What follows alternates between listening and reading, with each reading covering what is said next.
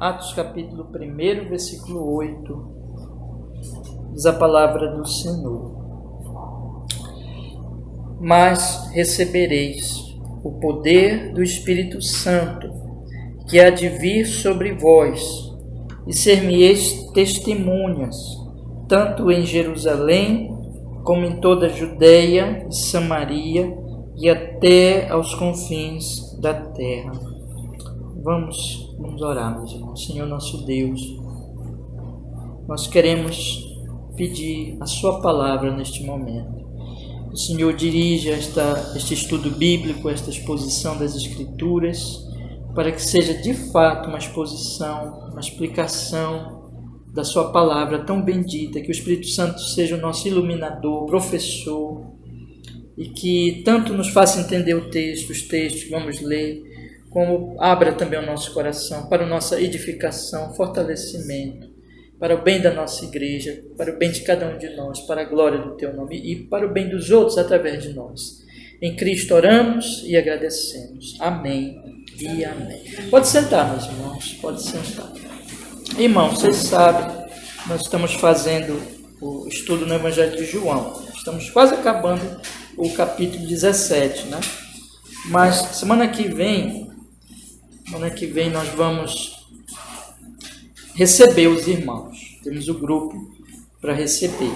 E eu queria então tirar hoje para nós falarmos um pouco sobre a igreja de Cristo, sobre o trabalho da igreja, o que é a igreja, o que ela faz, qual então tanto a natureza como a atividade da igreja cristã nesse mundo, né? Porque nós somos uma igreja local, uma igreja cristã aqui do nosso bairro. E nós estamos aqui pregando o Evangelho, anunciando o Evangelho, evangelizando aqui a região. E aos pouquinhos, pela graça do Senhor, as pessoas estão vindo, crendo, sendo recebidas. E assim é o trabalho da igreja. Mas eu coloquei até aí no programa, que nós vamos estudar não detalhadamente, mas olhar de forma geral o capítulo 2 ao capítulo 5 aqui do livro de Atos, observar o que a palavra de Deus nos ensina aqui nesses 3 capítulos. Mas eu começo com esse versículo, o versículo 8, porque ele mostra exatamente o que vai acontecer, né?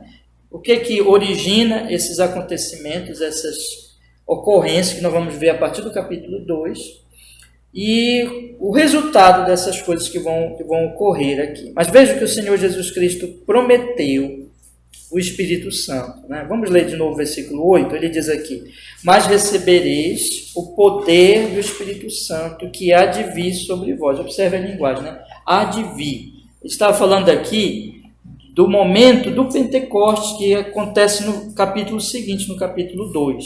Então nós temos assim os grandes eventos da redenção.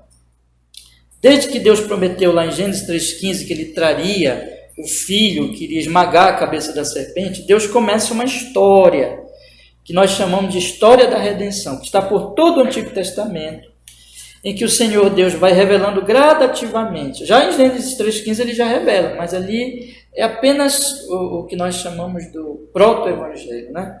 Então, o evangelho está sendo começado ali, ou melhor dizendo, a proclamação do evangelho está sendo iniciada ali, naquele momento. E Deus vai aclarando cada vez mais ao longo da história do Antigo Testamento, até que vem o Senhor Jesus Cristo.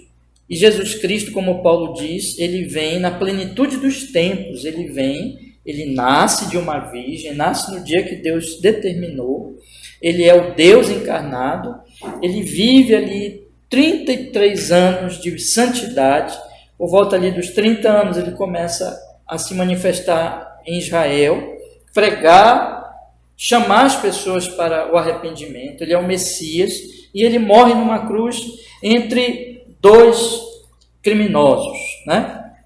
Cumprindo as profecias do Antigo Testamento. É sepultado e ao 3º dia ressuscita. E aqui Atos dos Apóstolos é continuação dessa história, né? Os outros evangelhos também nos contam, mas aqui Atos, ele vai continuar a história desse mesmo Jesus, continuando, prosseguindo a sua revelação, só que através da terceira pessoa da Trindade, que é o Espírito Santo.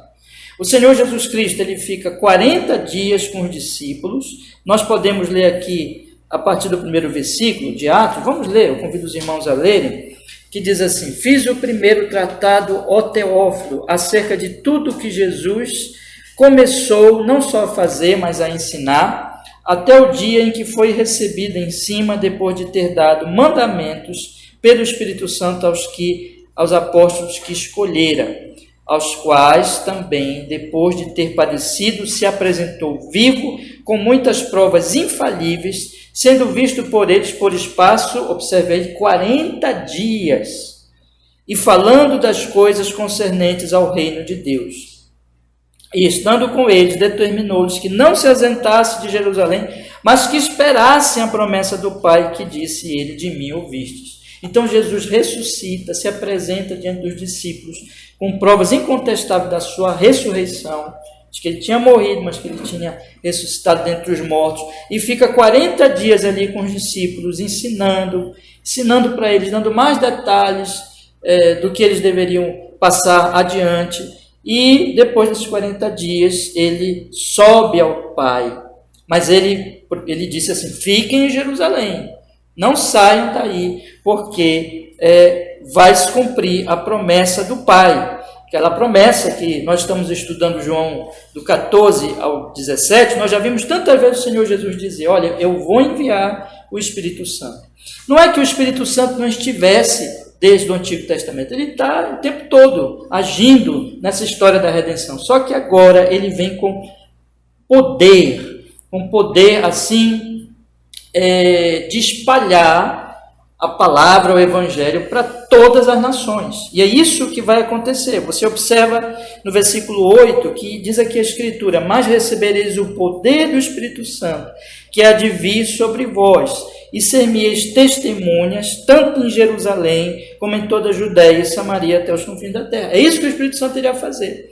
Ele iria espalhar a mensagem do Evangelho por todas as nações, o que até aquele momento não acontecia. Jesus ainda não tinha vindo, Jesus estava sendo revelado gradativamente a um pequenino povo, Israel. Aquele povo era o povo da aliança, que continha ali a revelação que Deus foi dando através dos profetas. Mas então Jesus nasceu como um israelita, como um dentre o povo, cumpriu as promessas que Deus tinha dado lá no Antigo Testamento, ressuscita dentre os mortos, sobe ao céu e envia esse Espírito que vai espalhar a palavra, essa palavra, esse Evangelho não vai ficar circunscrito ali a Jerusalém, mas vai até os confins da terra, vai chegar até Belém do Pará. Nós somos, irmão, nós aqui, e as igrejas aqui dessa cidade, desse país, e pelo mundo, são o cumprimento desta promessa de Jesus. Ser-me-eis testemunhas, e a palavra de Deus vai se espalhar. É a igreja de Jesus Cristo se espalhando. A igreja é uma só, no sentido daquilo que Deus decretou. Somente Deus conhece a igreja inteira, na sua mente, no seu decreto. Mas essa igreja, na história, ela está se formando. Ela está se formando na medida que o Evangelho vai se espalhando, e as pessoas, aqueles que estão na mente de Deus, no decreto de Deus, na eleição dele, vão entrando nessas igrejas. Podemos falar da igreja no singular, como a igreja inteira, universal, de todos os tempos, que essa só Deus conhece. Aquilo que nós chamamos alguma vez de igreja invisível, né? Porque ela é a igreja que, no final das contas, só Deus realmente conhece a totalidade dela. Ela só vai se reunir no final da história, né? Mas existem as igrejas visíveis, locais, que Deus está formando ao longo desse período em que Ele está espalhando o Evangelho pelas nações até os confins do mundo e espalhando as suas igrejas por toda a terra. Então a nossa igreja local aqui é uma expressão dessa igreja universal, como outras igrejas nessa cidade, nesse país e pelo mundo, meus irmãos. Mas é interessante nós observarmos então, e é isso que eu quis dizer um pouquinho antes, que são esses eventos que Deus está determinando. O Pentecostes, que era uma festa lá dos antigos hebreus, são muitas festas, o Pentecostes era uma dessas, foi aquela data marcada para esse evento poderoso da vinda do Espírito Santo inaugurar essa nova era de proclamação do Evangelho.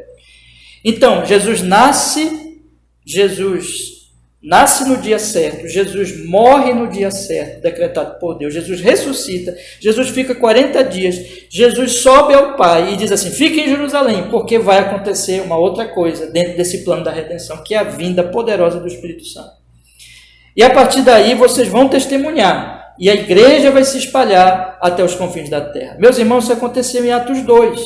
Então esse grande e poderoso evento ocorreu naquele Pentecostes, e a partir daí começou uma nova era dentro desse plano, dessa história da redenção, que é o da proclamação do Evangelho de Cristo Jesus. Cristo morto, ressurreto, assunto aos céus e que em breve voltará. Mas é interessante nós notarmos aqui um pouquinho o contexto em que esse versículo 8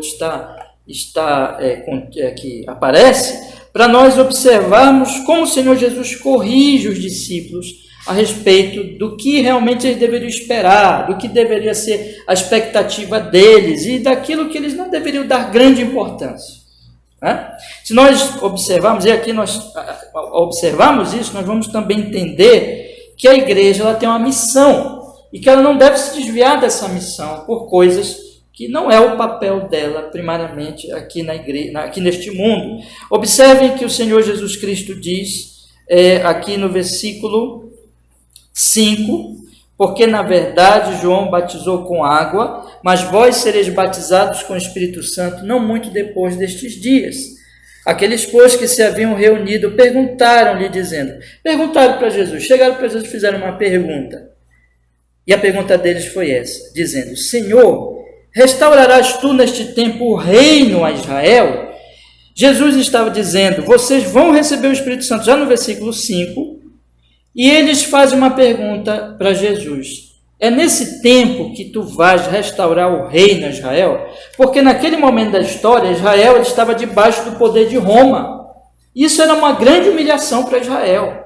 E os discípulos, eles eram israelitas, né? Eles eram judeus, eles eram do povo. Aí ele diz assim, vai ser agora, neste momento que o Senhor está dizendo que virá o Espírito Santo, que vai então acontecer isso que está tão esperado por nós queremos que Israel seja livre, que Israel volte àquela antiga glória, tempo de Davi, de Salomão. Restaurarás o reino a Israel? Restaurarás o reino político a Israel? Restaurarás o Israel político, o Israel deste mundo? Então veja que os discípulos, eles estão com uma visão sobre a promessa de Jesus, uma visão daqui desse mundo. E olha que já tinha acontecido tanta coisa, né, irmãos? Jesus já tinha morrido, já tinha ressuscitado, mas ainda tinha uma deficiência na compreensão e eles ainda estavam esperando que, no final das contas, essa grande bênção se referiria apenas a uma questão política, a uma questão terrestre, uma questão deste mundo, a uma questão da restauração do reino a Israel. E aí Jesus responde o que, meus irmãos? No versículo 7. Observe o que Jesus diz. Não vos pertence saber os tempos ou as estações que o Pai estabeleceu pelo seu próprio poder. Ele diz assim, olha, vocês não têm que se preocupar com isso. Vocês não têm que se preocupar com o que vai acontecer com Israel político, com o que vai acontecer com Roma. Nós sabemos que hoje nós estamos no século XXI, Roma não existe mais, tantos séculos, né? E nós sabemos que tem lá uma nação chamada Israel lá, que aconteceu tanta coisa, nós vivemos no tempo pós-guerra, nós sabemos aquilo que aconteceu lá com aquele povo, o sofrimento deles. E Jesus disse, olha, ele está dizendo aqui, o Pai estabeleceu pelo seu próprio poder os tempos e as estações. Daquele tempo para hoje, tudo que aconteceu com Israel e tudo que aconteceu com as nações, todas as ocorrências políticas nacionais, quem foi elevado, quem caiu, tudo isso aí foi no decreto de Deus. Tudo isso o Senhor determinou. Ele é Deus sobre os reis, sobre as nações, mas o Senhor diz aqui, essa não tem que ser a preocupação de vocês.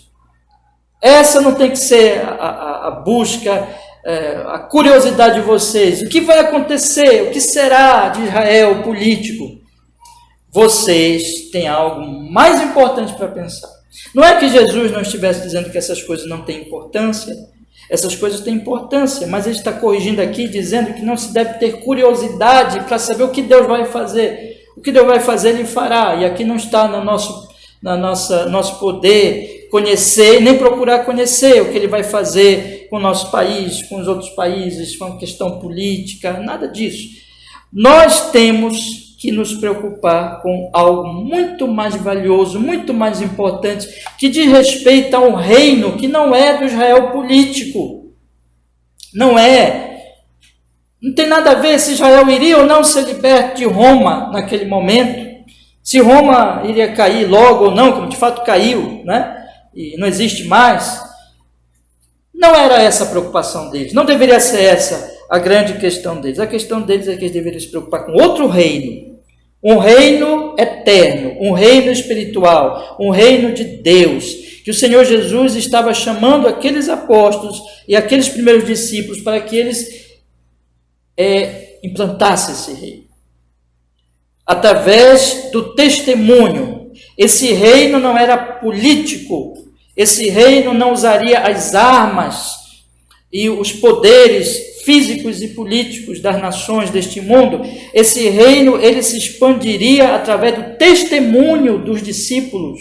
Esse reino não é de uma nação, esse reino é de Cristo e iria se espalhar por todas as nações, por todas as nações e todos os reinozinhos aqui desse mundo. Esse reino iria se expandir por todos eles e ele não teria sua expansão através das armas como Roma fez, ou como eles estão pensando aqui que Israel iria ser liberto finalmente através de algum poder armado. Não, esse reino ele iria se espalhar pelo testemunho, pela pregação, pela proclamação do Evangelho, porque esse reino não é político, esse reino não é deste mundo, esse reino é um reino espiritual. O trabalho da igreja, o que a igreja tem que se preocupar, não que as questões políticas não sejam importantes, não que essas coisas não tenham o seu valor, tem o seu valor, mas isso é muito pequeno, meus irmãos, perto daquilo que realmente nós precisamos estar pensando e preocupados, porque não importa se Israel iria ficar ou não muito tempo debaixo de Roma, se Roma iria cair, não importa se o Brasil vai existir ou se o Brasil vai acabar um dia, não importa o que vai acontecer, o que importa é o seguinte, o que importa é o reino de Deus, e o que importa são as almas dos homens, porque daqui a 100 anos, ninguém que está pensando nessas questões políticas vai estar mais aqui, e essas questões não vão importar, o que vai importar é se eles estão ou não de bem com Deus. Então nós devemos observar que esse contexto, ele mostra, meus irmãos, que o trabalho da igreja é um trabalho espiritual, que a igreja do Senhor, e é importante nós falarmos nesses dias, não é um partido, não é uma filosofia humana, não é um partido político, não é uma filosofia humana, não deve servir de palanque eleitoral. A igreja, ela é o povo de Deus, o povo de Cristo, que deve espalhar e proclamar a mensagem do Evangelho aos homens. E é isso que o Senhor Jesus Cristo diz. Veja a linguagem de Cristo. Quando eles perguntam isso, o Senhor Jesus Cristo, ele diz no versículo 7, ele diz: não vos pertence saber os tempos e estações que o Pai estabeleceu pelo seu próprio poder. Esqueçam isso. Não pertence a vocês saber dessas coisas. Deus vai fazer. Deus vai cuidar de Israel. Deus vai cuidar de Roma. Deus vai cuidar do Brasil. Deus vai cuidar. Mas vocês devem pensar o quê? Que vocês vão receber poder do Espírito Santo que há de vir sobre vós. E ser-me-eis testemunhas tanto em Jerusalém como em toda a Judéia e Samaria e até os confins da terra. É isso que vocês têm que pensar. Que vocês vão receber o poder daqui a pouco. Fiquem em Jerusalém esperando que esse poder virá e vocês vão então testemunhar. E o Evangelho, neste poder do Espírito Santo, vai se espalhar primeiro em Jerusalém, que é a capital religiosa daquela nação. Depois pela Judéia, que é a província onde estava Jerusalém. Depois Samaria, que é a província, outra província. E o evangelho se espalharia para aquela outra província. E iria continuar a se espalhar até os confins da terra. E o que acontece imediatamente quando o Senhor Jesus Cristo diz isso, meus irmãos? Que ele tinha dito: fique em Jerusalém, espere em Jerusalém. No versículo 9 diz assim: e quando dizia isto, vendo eles, foi elevado às alturas, e uma nuvem o recebeu, ocultando dos seus olhos. Jesus subiu ao Pai. Jesus foi assunto ao céu, Jesus foi exaltado e sentou-se à direita de Deus. Isso aqui tudo tem a ver com a exaltação de Cristo, e já começa na sua ressurreição, e aqui continua na sua assunção, na sua exaltação à destra de Deus, mas vai continuar ainda quando Jesus voltar para estabelecer o seu reino. Jesus está sendo exaltado, e é isso que, quando eles estão olhando para o céu, quando eles estão contemplando, abismados, né? Extasiados, vendo aquela cena de Jesus. Veja o que o texto diz aqui.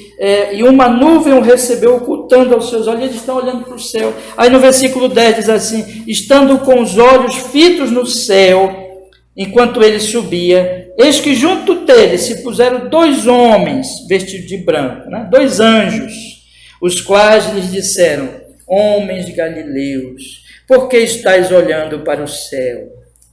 Este Jesus, que dentre vós foi recebido em cima no céu, há de vir, assim como para o céu os vistes ir. Então, esperem que ele vai voltar. Não fiquem pensando que ele foi embora e que ele não volta mais. Jesus vai voltar. Irmãos, essa é a nossa esperança. Nós estamos esperando. A igreja de todos os séculos está esperando essa volta de Jesus. E Jesus vai voltar. Os anjos aqui disseram: homens, por que vocês estão olhando para o céu? Ele não foi embora para sempre.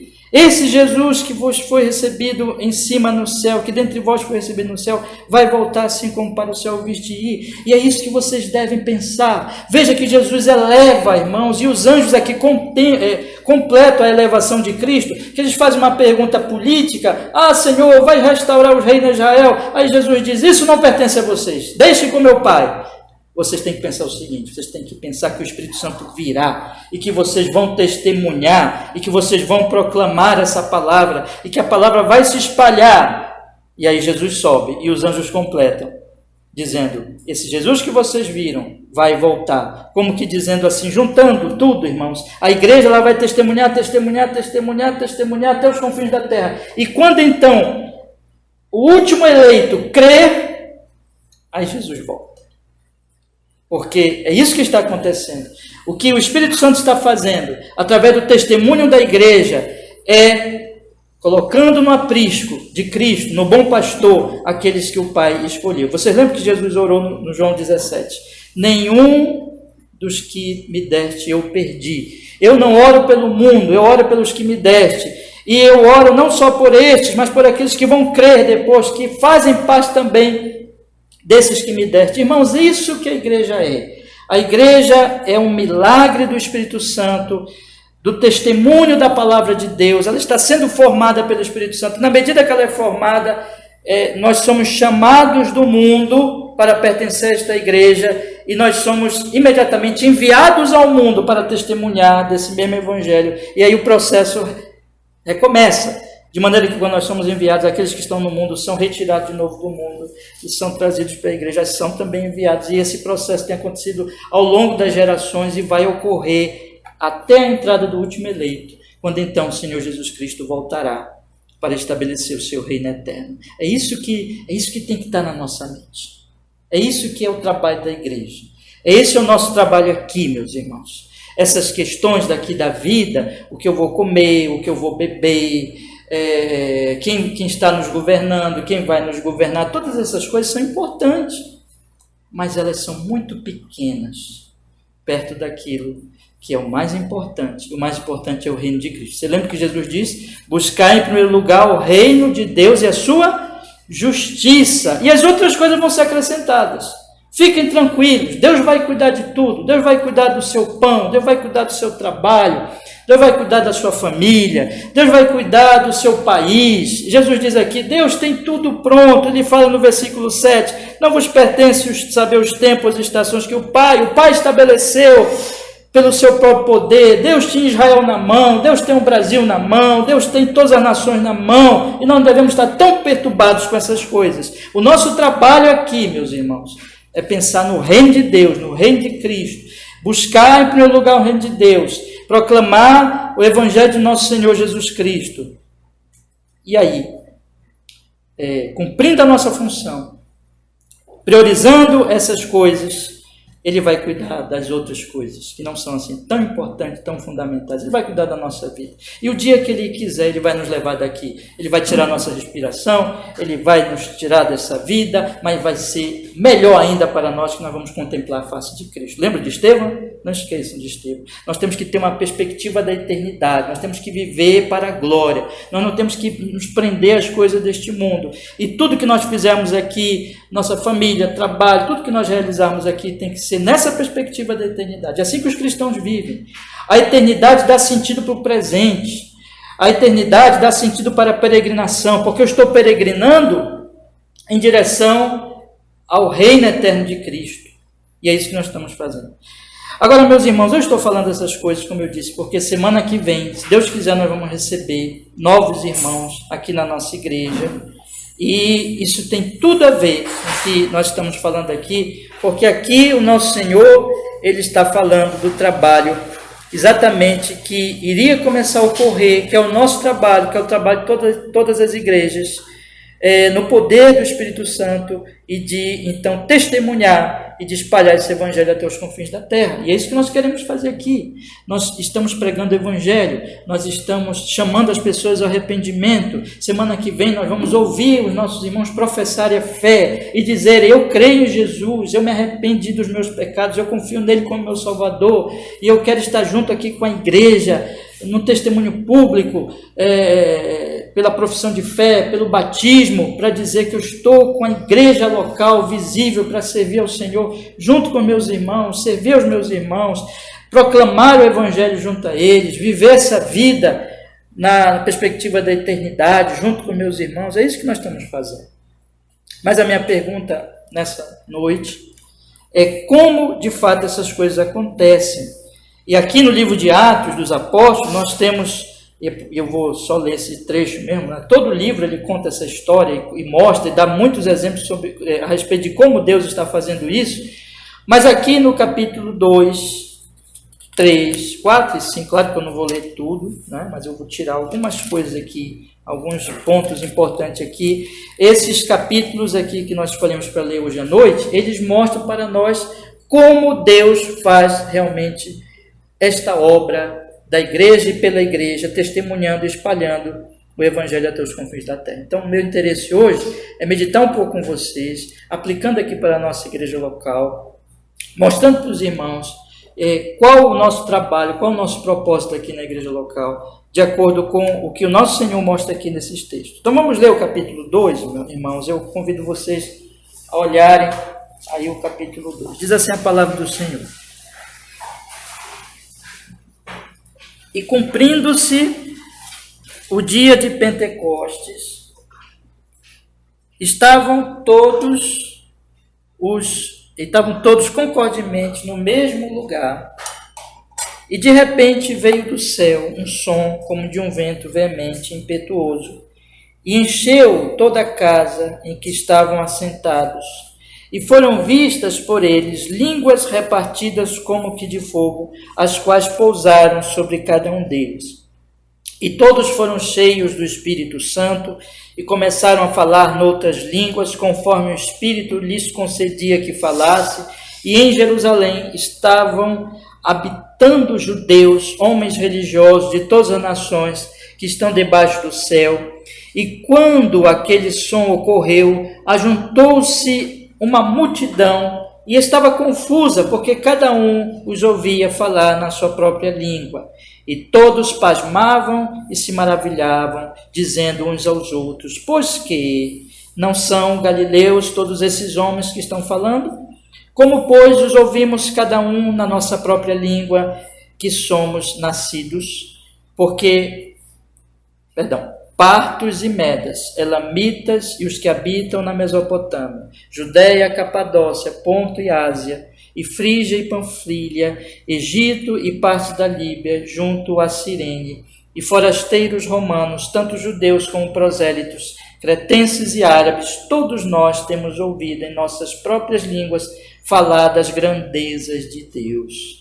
E todos se maravilhavam e estavam perplexos, dizendo uns aos outros: que quer isto dizer? E outros, zombando, diziam: estão cheios de mosto. Veio ali o Espírito Santo com poder, miraculoso. Os discípulos foram capacitados a falar nas línguas daquelas nações, daqueles povos que são aqui citados, e as pessoas ficam impressionadas. E é interessante nós observarmos que eles ouviam falar, versículo 11, das grandezas de Deus. Alguns chegaram a zombar, versículo 13, dizendo que eles estavam embriagados. Mas então, meus irmãos, o Espírito Santo veio. E o que aconteceu imediatamente com essa vinda poderosa do Espírito Santo? Porque é isso que a Bíblia diz aqui, que o Espírito Santo, versículo 4, os encheu, foram todos cheios do Espírito Santo. É isso que estava acontecendo. Enfim, ocorreu o cumprimento da promessa de Jesus. O Pai vai enviar esse Espírito com poder. E o que vai acontecer imediatamente? Vocês vão testemunhar.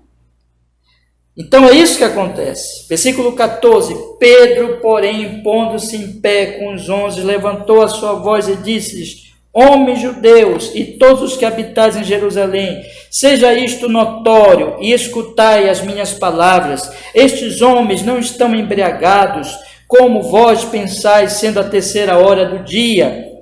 Mas isto é o que foi dito pelo profeta Joel: e nos últimos dias acontecerá, diz Deus, que do meu espírito derramarei sobre toda a carne, e os vossos filhos e as vossas filhas profetizarão, e os vossos jovens terão visões, e os vossos velhos sonharão sonhos, e também do meu espírito derramarei sobre os meus servos e sobre as minhas servas naqueles dias, e profetizarão.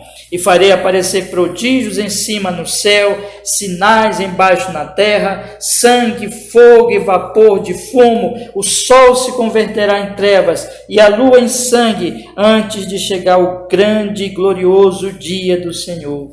E acontecerá que todo aquele que invocar o nome do Senhor será salvo. Pedro diz aqui: não estamos embriagados. O que está acontecendo é o cumprimento da promessa de Joel, que o Senhor disse que enviaria o Espírito Santo e haveria grande e poderoso testemunho, e aquele que invocasse o nome do Senhor seria salvo. E aí então ele continua no versículo 22, ele diz: homens israelitas, escutai estas palavras: a Jesus Nazareno, homem aprovado por Deus entre vós, com maravilhas, prodígios e sinais, que Deus por ele fez no meio de vós, como vós mesmos bem sabeis. A este que vos foi entregue pelo determinado conselho e presciência de Deus, prendestes, crucificastes e matastes pelas mãos dos injustos, ao qual Deus ressuscitou, desfazendo as dores da morte, pois não era possível que fosse retido por ela. Porque dele disse Davi: sempre vi adiante de mim o Senhor, porque está à minha direita, para que eu não seja abalado. Por isso se alegrou o meu coração e a minha língua exultou, e ainda a minha carne há de repousar em esperança, pois não deixarás a minha alma no inferno, nem permitirás que o teu santo veja corrupção. Fizeste-me conhecer os caminhos da vida, com a tua face me encherás de júbilo. Homens, irmãos, seja-me lícito dizer-vos livremente acerca do patriarca Davi, que ele morreu e foi sepultado, e entre nós está até agora, até hoje, a sua sepultura, sendo, pois, profeta, e sabendo que Deus lhe havia prometido com juramento que do fruto do seu lombo, segundo a carne, levantaria Cristo para assentar sobre o seu trono. E antevendo isto, disse da ressurreição de Cristo, que a sua alma não foi deixada no inferno, nem a sua carne viu a corrupção.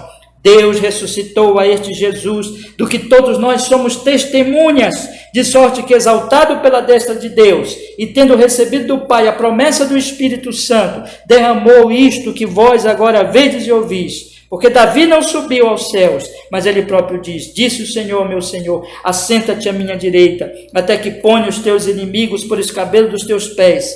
Saiba, pois, com certeza, toda a casa de Israel, que a esse Jesus, a quem vós crucificastes, Deus o fez Senhor e Cristo. Pedro se levanta com o poder do Espírito Santo e testemunha, meus irmãos, e diz: isso que vocês viram acontecer não é embriaguez, é cumprimento da promessa de Joel, é a vinda do Espírito Santo.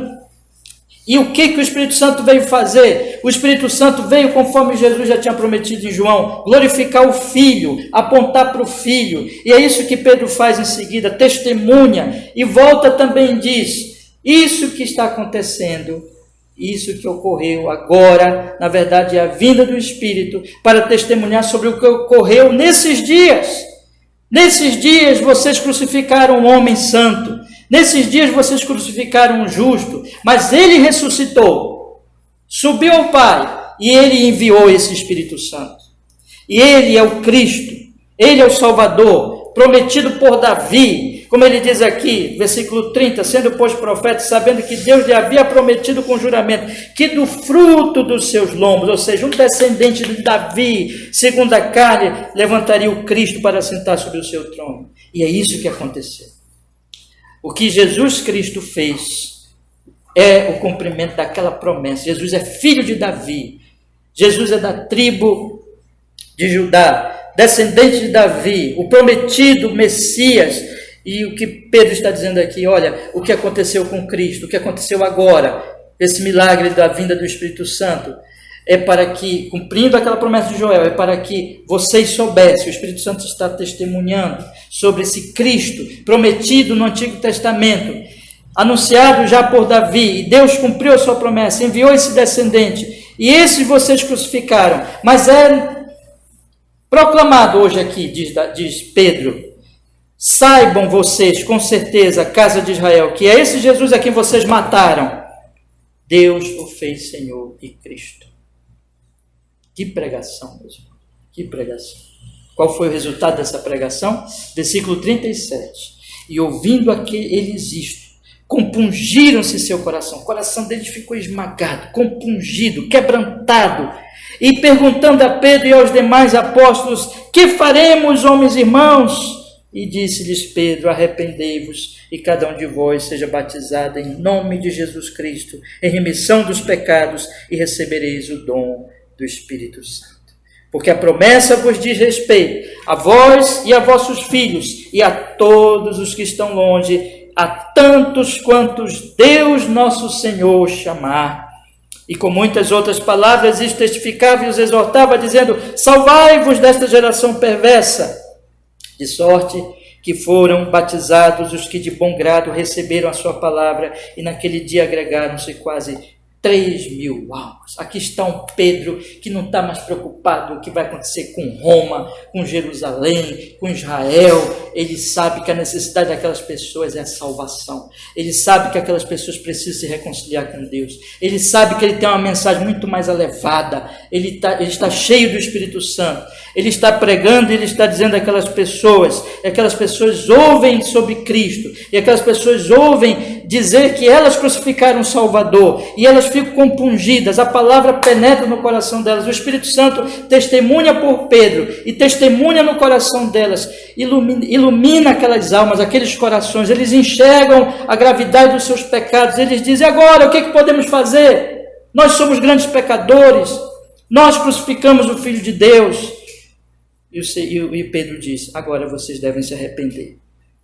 E agora vocês devem se arrepender e serem batizados em nome de Jesus. Em outras palavras, vocês devem se arrepender e vocês devem crer nesse Senhor Jesus para que os pecados de vocês sejam remidos e para que vocês recebam o dom do Espírito Santo. E naquele dia, meus irmãos, diz aqui o texto, eles falando essas palavras, agregaram-se, creram, professaram a fé, depois que ouviram aquela palavra, 3.000 almas, versículo 41. Então ali foi a grande plantação da igreja em Jerusalém. A primeira igreja cristã, a igreja primitiva, o início da história ali da igreja, nos tempos do Novo Testamento, aconteceu naquele dia, irmãos, no Pentecostes. Recebereis poder ao descer sobre vós o Espírito Santo e ser meus testemunhas tanto em Jerusalém. Começou aqui, Jerusalém, mas ia se expandir. Judeia, Samaria e até os confins da terra. Se vocês forem ler Atos dos Apóstolos, nós vamos fazer isso hoje. Ainda vamos estudar aqui esse livro, se Deus quiser, em breve. Mas acontece Atos 1:8. Vai se espalhando, Judeia, Samaria, e vai se espalhando pelo mundo. E tem se espalhado até os nossos dias, e vai se espalhar até Jesus voltar, até a entrada do último eleito. Mas o que aconteceu aqui, irmãos? Eu quero destacar algumas coisas aqui que ocorreram, e que sempre ocorrem na fundação da verdadeira igreja de nosso Senhor, e é assim que o Senhor está fazendo. Quando o Espírito Santo vem, ocorrem essas coisas. Mas o que é que nós devemos notar em primeiro lugar?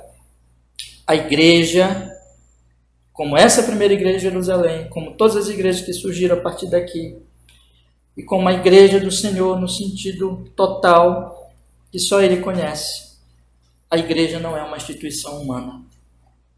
A igreja não é uma obra humana. A igreja não é como abrir uma empresa, uma ONG, um partido. Não é nada disso. A igreja não é alguma coisa que vem pela instrumentalidade, pela capacidade dos homens. A igreja é uma obra de Deus, é uma obra do Espírito Santo. Primeira verdade.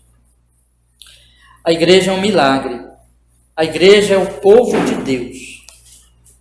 E assim como essa primeira igreja local aconteceu isso aqui, assim também acontece em cada igreja por toda a terra. Primeira verdade. Segunda verdade. A partir do momento que o Espírito Santo vem e ele vai formar a igreja, imediatamente acontece pregação, testemunho sobre o Evangelho de Cristo. A igreja ela é formada onde o Espírito Santo age, onde vem o Espírito Santo com poder, imediatamente começa a ter pregação da palavra. A palavra é pregada, é anunciada.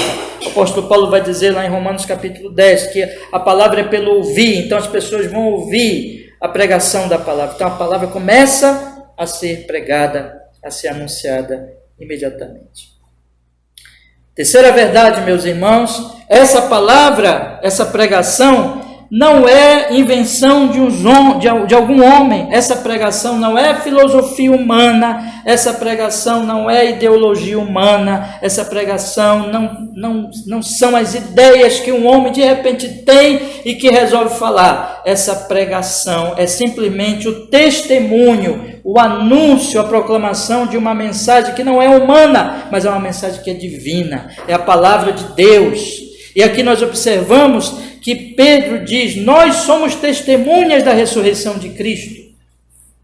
Cristo é o verbo de Deus. Eles passaram 3 anos convivendo com Jesus, eles sabiam que era Jesus, eles viram a morte de Jesus, eles viram o sepultamento de Jesus, e eles viram Cristo vivo, e eles viram Cristo subir ao céu. Eles eram testemunhas oculares. Eles não inventaram isso tudo foi uma obra graciosa e milagrosa de Deus por meio do seu Filho, e Deus se revelou por meio do seu Filho, o verbo de Deus. Então tudo que eles fazem é anunciar a palavra, a operação desse Deus através do seu Filho. Mas também notem, Pedro apela o tempo todo para a Escritura do Antigo Testamento, que era o que eles tinham naquele momento, eles não tinham ainda o Novo Testamento. Pedro cita Joel, Pedro cita Salmo de Davi. Pedro vai expondo as Escrituras. Pedro não traz as suas ideias, ele traz a palavra que ele aprendeu com Cristo e que ele vê no Antigo Testamento. Outra verdade que acontece aqui, meus irmãos, a pregação de Pedro, ela é cristocêntrica. Pedro não chama as pessoas para si. Pedro diz, eu estou aqui para anunciar Cristo. Eu estou aqui para dizer para vocês sobre o Salvador, sobre o Redentor, o Senhor Jesus Cristo. A mensagem é cristocêntrica, aponta para Cristo, diz, creiam em Cristo, olhem para Cristo. Eu estou aqui para anunciar Cristo, porque a mensagem que Jesus trouxe foi a mensagem dele como Redentor, como Salvador, porque a mensagem que está todo o Antigo Testamento que Pedro cita, tanto Joel como os Salmos, é a mensagem a respeito de Cristo Salvador. A outra verdade, irmãos, que nós observamos aqui, tudo isso acontece quando o Espírito Santo está formando a igreja. Existe proclamação do pecado, do crime, do ódio a Deus, de que o grande problema dos homens não é a doença, não é a pobreza, não é nem mesmo a morte, ainda que essas coisas sejam terríveis, mas o grande problema dos homens é que eles crucificaram Jesus, é que eles odiaram a Deus, porque mostraram que odeiam a Deus Pai, crucificando e odiando o Deus Filho. odiando aquela mensagem, finalmente crucificando Jesus. Pedro põe o dedo na ferida e diz: vocês crucificaram, vocês mataram. Ele diz no versículo 36, saiba com certeza que toda a casa de Israel, que esse Jesus a quem vocês crucificaram, ele é o Filho de Deus, ele é o Senhor, ele é o Cristo, Deus o fez Senhor e Cristo. Onde existe pregação do Evangelho, há anúncio do pecado e a proclamação de que nós somos grandes pecadores e que tudo que nós merecemos é a ira de Deus. Mas então, a próxima coisa que acontece é a compulsão do coração. Quando o Espírito Santo vai formar a igreja, ele não age meramente na mente, ele não faz uma reforma externa apenas da roupa, do linguajar, dos costumes, mas ele muda em primeiro lugar o coração. O que o texto diz, meus irmãos, no versículo 37? Eles, ouvindo isso, compungiram-se em seu coração. Na linguagem hebraica, na linguagem da Bíblia, coração é o centro da personalidade humana. É onde o homem tem o seu ídolo, o seu Deus. E ali no coração eles se sentiram compungidos, arrependidos. Eles ficaram abalados, eles ficaram entristecidos. Então Pedro diz, eles dizem para Pedro, melhor dizendo, o que nós vamos fazer? Nós estamos perdidos, nós somos grandes pecadores. O Espírito Santo iluminou essas pessoas para que elas compreendessem o pecado delas. Então Pedro diz, arrependam-se. É isso que acontece quando o Espírito Santo está agindo, irmãos. Há proclamação do pecado, mas não há condenação. Existe a mensagem da boa notícia. Evangelho não é má notícia. O Evangelho é boa nova. O Evangelho é dizer para os homens, não importa os seus pecados, não importa a gravidade dos seus pecados, vocês crucificaram o Filho de Deus, mas agora vocês podem e vocês devem se arrepender dos seus pecados. Vocês devem olhar para esse mesmo Filho que vocês têm crucificado, que vocês têm desprezado. E todos os homens são culpados disso, irmãos, ainda que não estivessem lá. Mas o mundo é representado por aquela geração, a humanidade inteira é representada por aquela geração que crucificou o Filho de Deus, que odiou o Filho de Deus. Todos nós somos criminosos diante de Deus nesse sentido. Todos nós gostaríamos que Deus morresse, que Deus não existisse. Todos nós crucificamos a Jesus já no nosso coração. Todos nós já matamos a Cristo no nosso coração. E nós precisamos nos arrepender dos nossos pecados. E nós precisamos olhar para esse mesmo Jesus que nós temos matado e confiar nele, porque ele é o Salvador.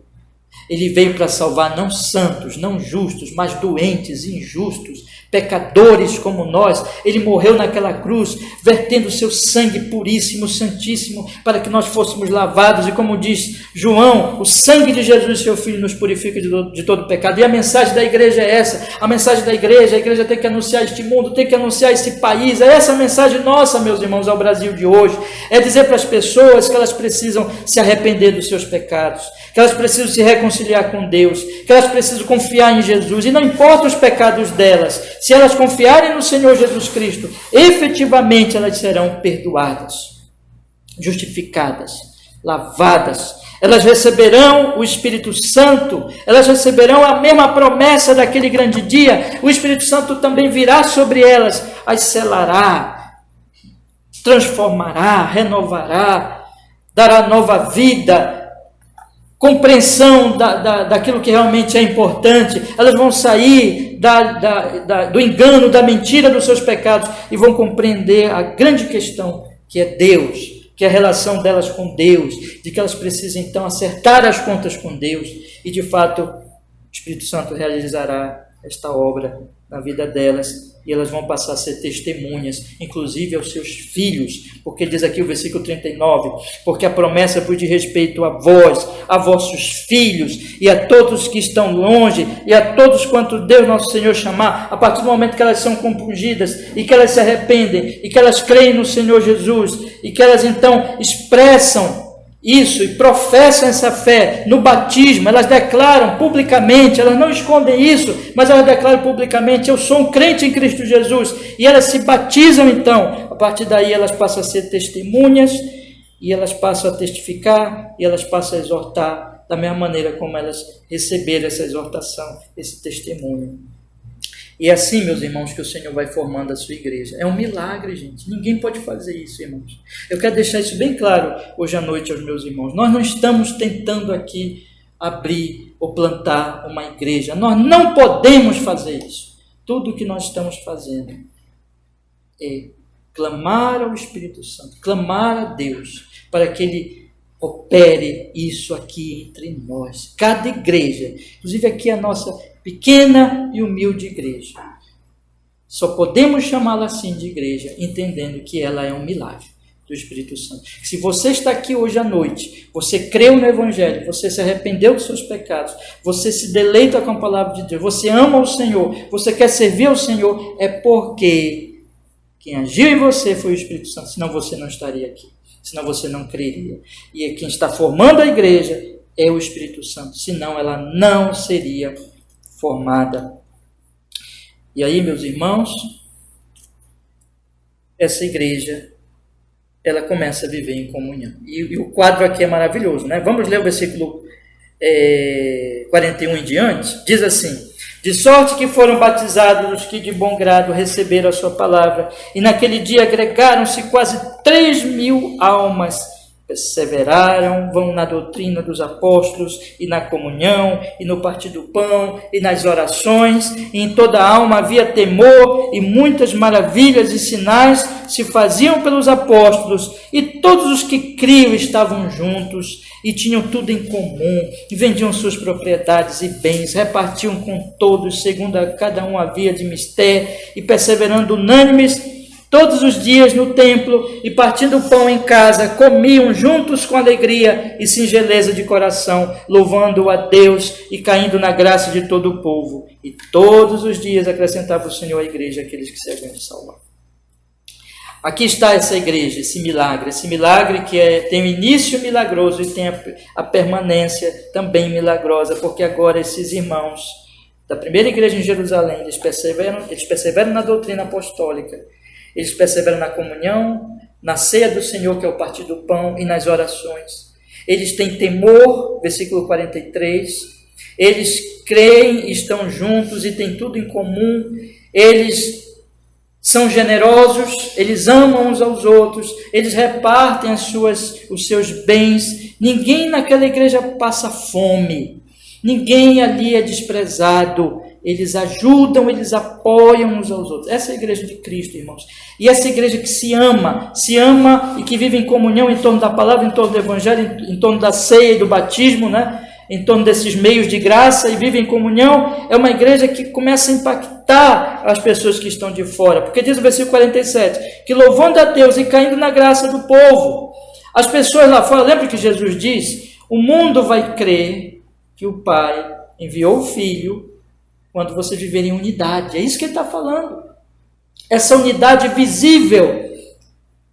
O que vai impactar o mundo, meus irmãos, o que vai impactar o nosso país, é isso, é ver uma igreja que entende que o papel dela é proclamar o Evangelho, que vive neste amor, que vive nesta comunhão, que ama verdadeiramente, que serve uns aos outros e que leva o Evangelho aos outros lá de fora, nesse contexto de uma comunhão interna cheia de amor, cheia de zelo, cheia de cuidado uns com os outros. E na medida que isso vai acontecendo, o milagre continua acontecendo, a igreja continua crescendo. Versículo 47 diz no finalzinho, e todos os dias acrescentava. Quem que acrescentava? Era Pedro que acrescentava? Não, o Senhor, porque a igreja é um milagre. Quem traz pessoas para a igreja é o Senhor. A igreja, aqueles que se haviam de salvar. Irmãos, isso vai acontecer no capítulo 3. Eu fiz questão de ler todinho, né? Li todinho o capítulo 2, não vou fazer o mesmo com o capítulo 3. Nós estamos já indo para o final. Mas no capítulo 3 nós temos aqui a mesma coisa. Esse é o processo, é isso que Deus faz. Novamente Pedro aqui faz o milagre com João na porta ali do templo chamada Formosa. E aquele milagre causa um impacto muito grande. O irmão Caleb leu para nós hoje, na leitura bíblica, e aquilo junta muitas pessoas, as pessoas ficam olhando para Pedro e para João, mas dizem assim, não olhem para nós, nós não fizemos isso. Quem fez isso foi Cristo. E aí começa a pregar o Evangelho. A mesma mensagem que ele pregou em Atos 2, ele prega em Atos 3, vocês podem ler depois, eu não vou ler agora. Chama as pessoas para o arrependimento, a mesma coisa. Prega Cristo, prega conforme as Escrituras, acusa as pessoas dos seus pecados, chama-as ao arrependimento, mas aquilo no capítulo 4 causa a perseguição das autoridades religiosas, político-religiosas, dos sacerdotes. Vamos olhar aí o capítulo 4, não vou ler tudo, mas vou ler alguns versículos. No capítulo 4 diz: estando eles falando ao povo, sobrevieram os sacerdotes, capitães do templo, saduceus, doendo-se muito de que ensinassem o povo e anunciassem a Jesus, e anunciassem em Jesus a ressurreição dentre os mortos, e lançaram mão deles e os colocaram na prisão até o dia seguinte, pois era tarde. Nem tudo são flores. Nem tudo são flores. Quando você lê o capítulo 2, parece que tudo vai ser fácil, mas não é. Porque o mundo odeia a Cristo e perseguirá a igreja, e prende os apóstolos, e persegue a igreja, e proíbe a pregação, e os apóstolos dizem aqui, eles falam aqui no versículo, eles ficam sem saber o que fazer, o milagre tinha acontecido, o que é que nós vamos fazer? E aí eles dizem, no versículo 16, leiam comigo, diz assim: dizendo, que havemos de fazer a estes homens, porque a todos que habitam em Jerusalém é manifesto que por eles foi feito um sinal notório, e não podemos negar. Mas para que não se divulguem mais entre o povo, ameacemo-los rigorosamente para que não falem mais nesse nome. Eles odiavam esse nome, eles nem diziam Jesus, né? Esse nome, o homem, a homem algum, perdão. E chamando-os, disseram-lhes que absolutamente não falasse nem ensinasse no nome de Jesus. Respondendo, porém, Pedro e João lhes disseram: julgai vós se é justo diante de Deus, ouvir-vos ante a voz do que a Deus, porque não podemos deixar de falar do que temos visto e ouvido. Mas ele ainda ameaçaram mais, e não achando motivo para os castigar, deixaram-nos ir por causa do povo, porque todos glorificavam a Deus pelo que aconteceu. Os apóstolos disseram: não podemos deixar de testemunhar do que temos visto e ouvido. Julguem vocês se é justo diante de Deus ouvir antes a vocês do que a Deus. Irmãos, a igreja, quando cheia do Espírito Santo, não cede à pressão do mundo. Deixa eu falar uma coisa para vocês. O mundo ameaçará a igreja por duas formas: pela perseguição e pela sedução. Quando uma igreja cristã cede a isso, quando um pastor cede a isso, seja a perseguição, seja a sedução, e a perseguição, quando diz assim: não, eu vou falar certas coisas para não sofrer represálias, eu não vou falar certas coisas para não desagradar, eu vou falar só o que agrada. Quando a igreja faz isso, quando um pastor faz isso, ali não está mais o Espírito Santo. Quando a igreja, ela cede, ela começa a ser conquistada pelos valores, pelos privilégios, pelos prazeres, pelas benesses deste mundo, diz assim: ah, mas eu vou ficar com este benefício. Aí entra dinheiro, aí entra poder, aí entra um monte de coisa. Quando a igreja começa a ceder, quando pastores começam a ceder, quando pastores começam a capitular, quando pastores começam a fazer negociata, quando as igrejas começam a fazer esse tipo de coisa e não mais serem fiéis a Cristo e a Deus, pode crer, ali não está mais o Espírito Santo. O que está é o que já há no mundo. Mas onde está o Espírito Santo? Essa é a resposta. O que importa, agradar a vocês ou a Deus? Nós não podemos deixar de falar a verdade. Nós podemos morrer, mas não vamos falar. E nós não estamos fazendo isso porque nós temos raiva de vocês. Ao contrário, porque nós amamos vocês. Nós amamos a Deus e amamos os homens e queremos proclamar a verdade. Nós não podemos capitular, nós não podemos ceder, nós não podemos fazer negócio nesse sentido com o mundo, porque nós temos uma mensagem inegociável, nós temos uma mensagem que não pode deixar de se proclamar. Irmãos, o que esses irmãos fizeram? Não somente disseram isso, mas eles foram, contaram tudo para a igreja. E o que a igreja fez? Orou. Oração. Onde o Espírito Santo está, também existe o quê? Oração, clamor. E o que eles oram? Eles oram assim. Eu vou ler aqui alguns versículos só. Versículo 24. Eles ouvindo isto, versículo 24. Unânimes levantaram a voz a Deus e disseram: Senhor, Tu és Deus que fizeste o céu, a terra, o mar, tudo que neles há, que disseste pela boca de Davi teu servo, porque bramam os gentios, povos pensam coisas vãs. E aí ele diz, então falam que iam se levantar reis, aí se levanta Pôncio Pilatos, mas ele diz aqui: tudo está no teu controle, o Senhor é soberano, o Senhor é Deus. Diferente, né? Eles não estão pensando mais nas questões políticas meramente, eles pouco se importam com isso, eles só dizem assim: o Senhor está controlando as nações, mas nós temos uma função, nós temos que pregar o Evangelho. Então, eles dizem o quê? Versículo 29, qual é a petição deles? Agora, pois, ó Senhor, olha para as suas ameaças e concede aos teus servos o quê? Que falem com toda ousadia a tua palavra. Eles entendiam que eles precisavam de coragem, de graça do Espírito Santo, de poder de Deus. Enquanto estende a tua mão para curar, para que se façam sinais, prodígios pelo nome do teu santo Filho Jesus. E tendo orado, moveu-se o lugar em que estavam reunidos. E todos foram o quê? De novo, cheios do Espírito Santo. E o que eles faziam? Fizeram a partir desse enchimento do Espírito e anunciavam com ousadia a palavra de Deus. É isso, acontece o tempo todo. Onde está o Espírito Santo não tem ceder ao mundo.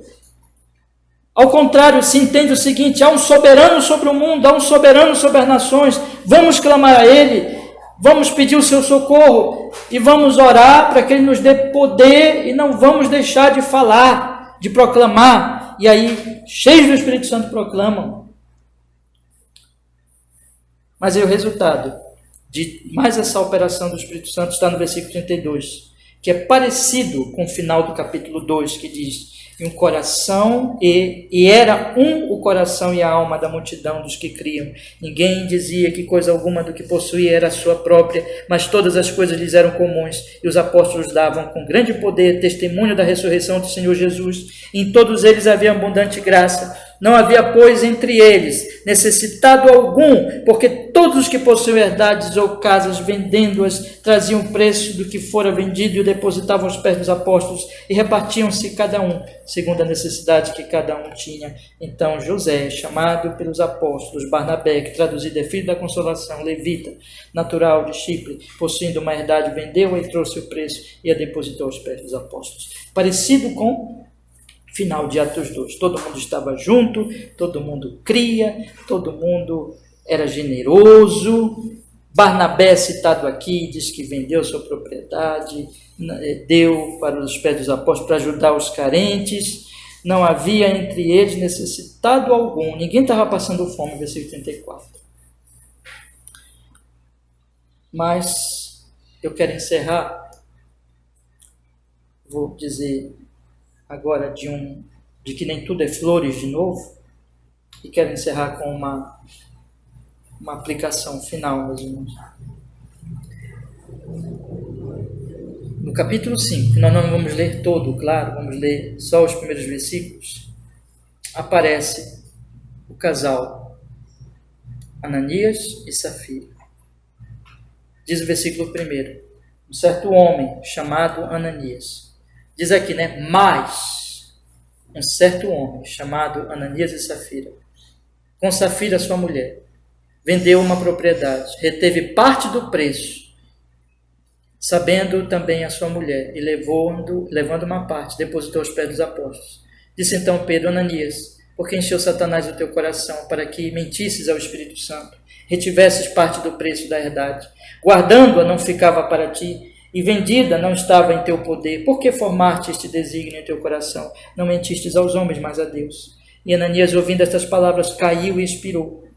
E um grande temor veio sobre todos os que isto ouviram. E levantaram os moços, cobriram o morto, transportando-o para fora, o sepultaram. E passando um espaço quase 3 horas, entrou também sua mulher, não sabendo o que havia acontecido. E disse Pedro: dize-me, vendeste, portanto, aquela herdade? Ela disse: sim, portanto. Então Pedro lhe disse: por que é que entre vós vos concertardes para tentar o Espírito do Senhor? Eis aí a porta aos teus pés dos que sepultavam o teu marido, e também te levarão a ti. E logo caiu aos seus pés e expirou. E entrando os moços, acharam-na morta, e levando-a para fora, sepultaram junto ao seu marido. E houve grande temor em toda a igreja, em todos os que ouviram estas coisas. Nem tudo são flores, meus irmãos. No meio dessa grande obra do Espírito Santo, a perseguição e a hipócritas que penetram na igreja. Observem o contraste entre Barnabé, Ananias e Safira. Barnabé era um homem sincero. Ananias e Safira eram um casal de hipócritas que queriam só aparecer. A igreja do Senhor não está isenta de ser perseguida, de tentar ser seduzida, e não está isenta também de que no meio dela apareçam hipócritas. Mas o Espírito Santo, quando ele enche a igreja, dá poder à igreja, essa igreja não cede nem à sedução, nem à perseguição do mundo. E essa igreja disciplina os hipócritas. Portanto, o Espírito Santo levará a uma resistência quanto aos de fora, porque a igreja é coluna e baluarte da verdade, ela não pode ceder, porque se ela cede, ela deixa de ser coluna, ela deixa de ser baluarte, ela deixa de ser sal, ela deixa de ser luz, ela deixa de ser igreja.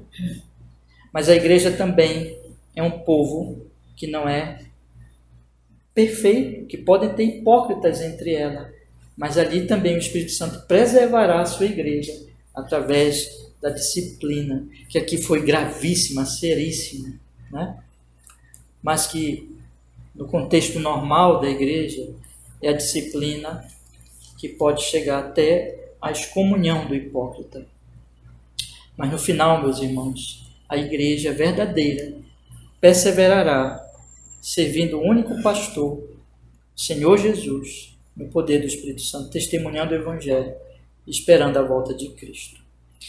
E eu gostaria de pedir aos meus irmãos, hoje à noite, essa é a minha aplicação final, que primeiro vocês se conscientizassem do que é a igreja, entendessem que a igreja é um milagre, entendessem que nós estamos aqui não por obra nossa, mas pelo poder de Deus, e só vamos perseverar pelo poder de Deus. Entender que nós temos uma mensagem que é mais elevada do que as preocupações com este mundo, que nós devemos priorizar e proclamar o reino, e as outras coisas serão acrescentadas, mas o reino é mais importante. E que nós não devemos ser românticos, inocentes de achar que tudo serão flores, não serão. O mundo vai nos perseguir. E eu falo assim, irmãos, e o diabo enviará os hipócritas, mas o Senhor nos preservará. O Senhor preservará a sua igreja, no poder do seu Espírito Santo. E o que é que nós devemos fazer? Nós devemos continuar fielmente, seguindo nosso Senhor e Salvador, orando a Ele. Orando a mesma oração aqui, versículo 29, do capítulo 4. Agora, pois, ao Senhor, olha para as suas ameaças e concede aos teus servos que falem com toda a ousadia a tua palavra. É assim que nós devemos orar, pela nossa igreja local e pela igreja em toda a terra. Amém, meus irmãos? Vamos orar agora, sim? Semana que vem, se Deus quiser, eu digo isso com muita alegria, nós vamos receber, Deus permitindo, 5 irmãos. Nós vamos batizar um irmão, né? Os outros já são batizados. E nós vamos recebê-los com alegria, se Deus quiser. E orem por esses irmãos amados. Orem por nossa igreja, que o Senhor nos fortaleça. Vamos orar. Senhor, muito obrigado por podermos hoje à noite meditar nesses grandes capítulos da sua palavra, Senhor, fazendo uma visão panorâmica deles, e que o Senhor aplique a sua palavra à nossa alma, nos edifique, nos fortaleça, nos anime e abençoe muito a nossa querida e amada igreja aqui do Tapanã, para que ela seja uma igreja realmente verdadeira, persevere na fidelidade, não ceda, e possamos, Senhor, resistir às tentações do mundo, e o Senhor nos guarde dos hipócritas, o Senhor nos mantenha firmes e perseverantes, tão somente na sua tão bendita, tão santa, maravilhosa palavra, que nós possamos, Senhor, testemunhar a este conjunto Tapajós, ao bairro Tapanã, a essa cidade, juntamente com outros queridos irmãos de outras igrejas aqui na nossa região metropolitana, que essa cidade seja iluminada pela sua igreja, no poder e na obra do Espírito Santo. A igreja cresça aqui nessa cidade, cresça neste estado, cresça neste país e se espalhe mais e mais por todas as nações. Abençoe os irmãos que vão ser recebidos agora, Senhor, na semana que vem. Abençoe esses amados, irmãos muito queridos, que eles sejam fortalecidos, que eles sejam guardados pelo Espírito Santo e que eles sejam recebidos com muito amor, que eles possam ser apoiados, fortalecidos pela nossa igreja e eles possam também abençoar a nossa igreja, ter comunhão com a nossa igreja e fortalecer a nossa igreja para a glória, no poder do Espírito Santo, para a proclamação do santo nome de Jesus, para a glória do Pai. Nós oramos assim em Cristo e nós agradecemos. Amém.